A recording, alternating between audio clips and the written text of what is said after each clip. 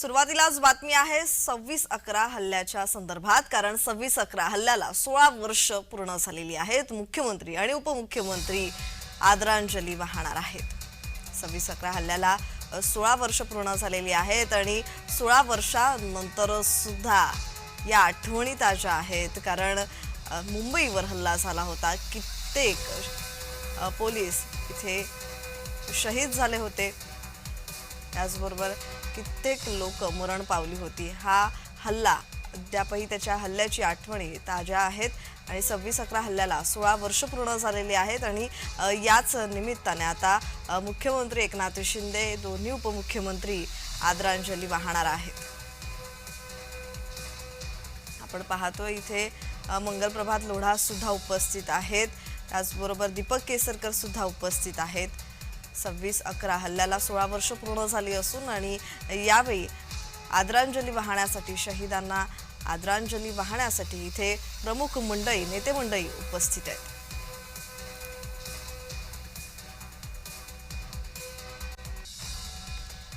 भ्याड हल्ला करण्यात आला होता मुंबईवर आणि या हल्ल्यात अनेक जण शहीद झाले होते। अनेक जणांचा बळी गेला होता आणि या हल्ल्याची अद्यापही आठवणी ताज्या आहेत। त्यामुळे आता 26/11 हल्ल्याला 16 वर्ष पूर्ण होऊन सुद्धा आठवणी ताज्या असून त्याचबरोबर त्यांच्या आठवणी आल्यास अंगावर काटा येतो। आणि या संदर्भात अधिकची माहिती देत आहेत आमचे प्रतिनिधी शुभम उमाळे। शुभम, या संदर्भातला अधिकचा तपशील। प्रज्ञा, आपण बघू शकतो की आज 26/11 तारीख आहे। 16 वर्ष जे आहेत मुंबईमध्ये जो दहशतवादी हल्ला झाला होता त्याला 16 वर्ष जे आहेत पूर्ण झालेली आहे। आता जे आहे पोलीस आयुक्तालय या ठिकाणी श्रद्धांजली अर्पण करण्यासाठी हा कार्यक्रम जो आहे तो होत आहे आणि या कार्यक्रमासाठी मुख्यमंत्री एकनाथ शिंदे आणि दोन्ही शकतो आहे। एकीकडे महाराष्ट्राचं सरकार कसं स्थापन होणार हे माहित नाही आणि त्याआधी हे तिघ जण एकत्रित येताना आपल्याला दिसून येत आहेत। खरं तर 26/11चा जो हल्ला आहे दरवर्षी हा कार्यक्रम होत असतो। काही वेळातच मुख्यमंत्री एकनाथ शिंदे त्यांचा राजीनामा देण्यासाठी राज्यपाल यांच्याकडे जाणार आहेत आणि त्याआधी या कार्यक्रमाला त्यांनी हजेरी लावलेली आहे। अनेक पोलीस असतील त्यांचा या हल्ल्यामध्ये जो आहे त्यांना वीरमरण जे आहे ते मिळालं होतं आणि संपूर्ण पद्धतीने जसं पूर्ण जगामध्ये जे आहे 26/11 हल्ल्याचं जे आहे झालं होतं, कसाब यांना फाशीची शिक्षा झालेली आहे। अनेक वर्ष झालेले आहेत। जो खटला जो आहे तो सुरू होता।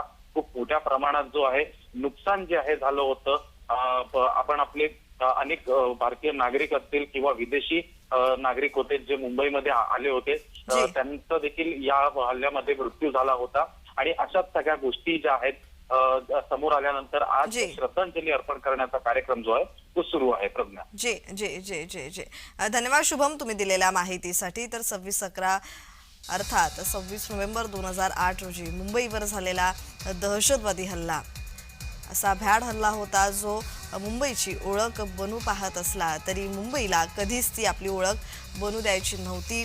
या घटनेला 16 वर्ष उलटली आहेत, तरी प्रत्येक भारतीयाच्या मनात याच्या कटू आठवणी जिवंत आहेत। सलग 4 दिवस झालेल्या या हल्ल्यात 160हून अधिक लोक मारले गेले। 26 नोव्हेंबर 2008च्या त्या रात्री सुरू झालेल्या गोळीबारानं संपूर्ण मुंबई हादरलेली आहे। त्याचबरोबर हल्लेखोरांनी मुंबईतील 2 5 स्टार हॉटेल, एक हॉस्पिटल, रेल्वे स्टेशन आणि ज्यूस सेंटरला टार्गेट केलं होतं आणि हा हल्ला इतका मोठा असेल याचा कोणालाही अंदाज त्यावेळी आला नव्हता। पण हळूहळू परिस्थिती चिघळत गेली आणि त्याच्या गांभीर्याचा अंदाज येऊ लागला आणि याच्या आठवणी अद्यापही आहेत, प्रत्येक मुंबईकराच्या मनात आहेत।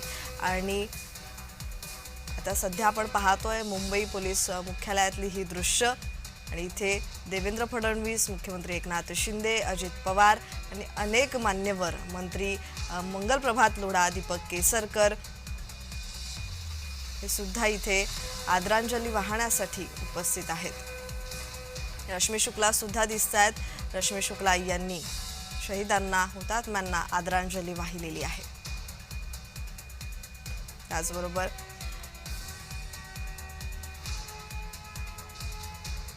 26 नोव्हेंबरच्या त्या रात्री दहशतवाद विरोधी पथकाचे प्रमुख हेमंत करकरे यांच्यासह मुंबई पोलिसांच्या अनेक अधिकाऱ्यांनी आपले प्राण गमवावे लागले। या दरम्यान 160हून जास्त लोकांना त्यांचे प्राण गमवावे लागले, तर सुरक्षा दलाच्या जवानांना या ऑपरेशनसाठी 60 तासांहून अधिक वेळ लागला। पण त्या रात्री जे काही झालं त्या कटू आठवणी अद्यापही प्रत्येकाच्या मनात आहेत। यात भारतीयांसह अनेक विदेशी नागरिक सुद्धा होते। या विदेशी नागरिकांना सुद्धा दहशतवाद्यांनी अतिरेक्यांनी टार्गेट केलं होतं। कित्येक विदेशी पाहुण्यांचा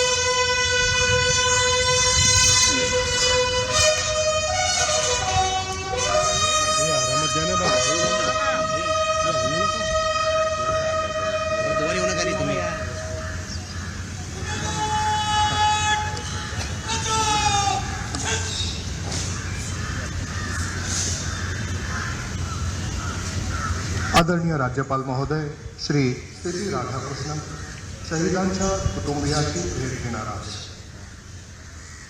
हुतात्म्यांना आता मानवंदना दिली गेलेली आहे आणि पण पाहायला गेलं तर मुंबई पोलीस मुख्यालयातली ही दृश्य आणि इथे राजकीय नेते मंडळी पोहोचलेले आहेत, राजकीय मान्यवर इथे पोहोचलेले आहेत। हुतात्म्यांना आदरांजली वाहिली गेलेली आहे, मानवंदना दिली गेलेली आहे। 26/11 हा भ्याड हल्ला अतिरेक्यांकडून मुंबईवर करण्यात आला होता आणि या भ्याड हल्ल्याची आठवण आली की अंगावर काटा येतो, कारण ठिकठिकाणी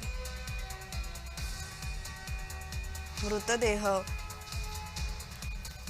दिसत होते आणि 4 जे मुख्य ठिकाणं होती त्याला टार्गेट अतिरेक्यांकडून करण्यात आलेलं आहे आणि जे शहीद झालेले आहेत, या हल्ल्यात हुतात्मे झालेले आहेत, त्यांच्या कुटुंबियांची राजकीय नेते मंडळी भेट घेताना दिसत आहेत।